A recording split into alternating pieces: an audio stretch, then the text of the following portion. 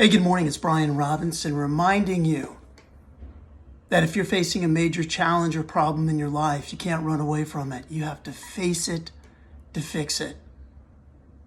Sometimes our problems can seem so overwhelming, we don't know where to begin. And one of the things that often stops us is having doubt and fear. The inability to even begin because we are so overwhelmed thinking there's no way I can do this. But often we've already accomplished or done, or shall I say, faced problems similar to whatever you may be facing today. We've just forgotten about it. Or we forget about the power that we have inside of us. When you are in the midst of facing a major problem, you have to sometimes slow down, go back in time and think and remember a time when you pulled out strength you didn't know that you had. For me, one of the moments I always go back to was in 1994. I was in Kenya, East Africa. I had a little business and I was in Nairobi and we had rented this Jeep and I went with a couple of guys from the Maasai tribe. The Maasais are known to be very famous wearing colorful outfits and beads around their neck and known to be great hunters. So I'd met some guys in the city. We rented a Jeep and one of the guys was going to take me to his Maasai village. Long story short, I allowed the other guy to drive the Jeep, and I don't think he had ever driven this Jeep. He had ever driven before in his life, and he went flying down the road, hit some water, hydroplaned, and then the Jeep turned over 4 or 5 times. And I remember waking up, and all I could hear was the crackling of glass. One of the guys was yelling, and when I got out of the Jeep, I looked around, and there was nobody around. It was empty. I mean, it was just fields of just grass blowing in the wind. And then this Maasai guy came running from nowhere. I guess he was tending to his goats or his sheep, and he came up saying, "Pali sana, Pali sana," meaning I'm so sorry in Swahili.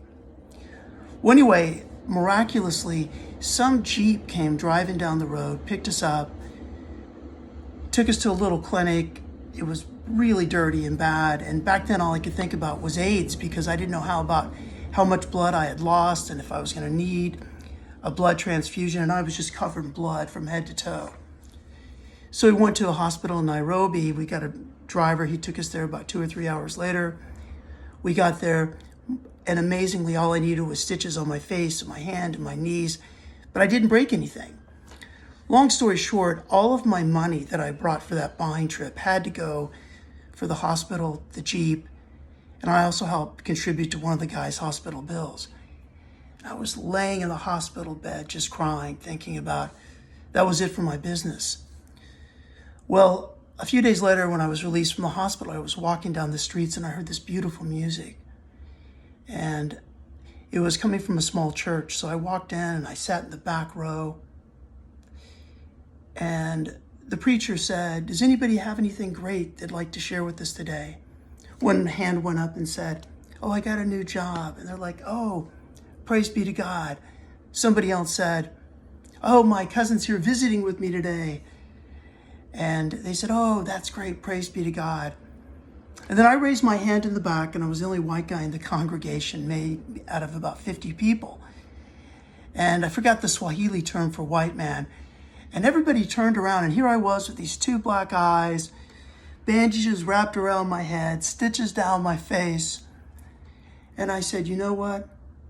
I just realized that, I was in a car accident in Kajiado a few days ago, and I could have died, but I'm alive."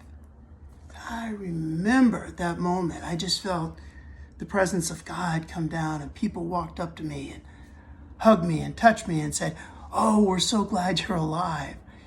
And I went back to my hotel and I wound up getting all of my clothes, like my baseball hat and Levi's and all that. And I went down to the local market and traded my clothing to buy merchandise. And I got just enough merchandise when I got back to the States, and the money that I made from selling that actually covered the airfare and a lot of that trip, but I was able to recoup some of the losses. Now, I'm sharing that with you is that every day we face small problems and big problems, For me, I have to sometimes go back and remember what happened in Kenya. And I got to remember that I got through the rough time. I remember the presence of God. I remember putting myself in a place such as a church where I could receive a message from God that I was okay. And I had to remember that I had the resourcefulness to go back out into the market, sell my clothes, and make some money. For you, what do you need to do today to remember a time in your life where you pulled out strength you forgot you had? Maybe it was when your kids were young and you didn't have the money and you found a way to buy food for the family. Or when you were out of work and it looked like you were out of hope and out of options. And somehow or another your phone rang, or you reached out to somebody and you were able to get a new job. Or maybe it could be a life-threatening illness where everybody said, there is no way you're going to make it. And somehow, either through the grace of God or through your own mind or your determination, you were able to pull through. Whatever that is, go back and remember that. Bring that today. Use that same life force, that same energy to help you. And if you can do that, I guarantee you that will help you to face it and to fix it, whatever you're facing. May God bless you and your family. I'm Brian Robinson, reminding you that you need to face it to fix it.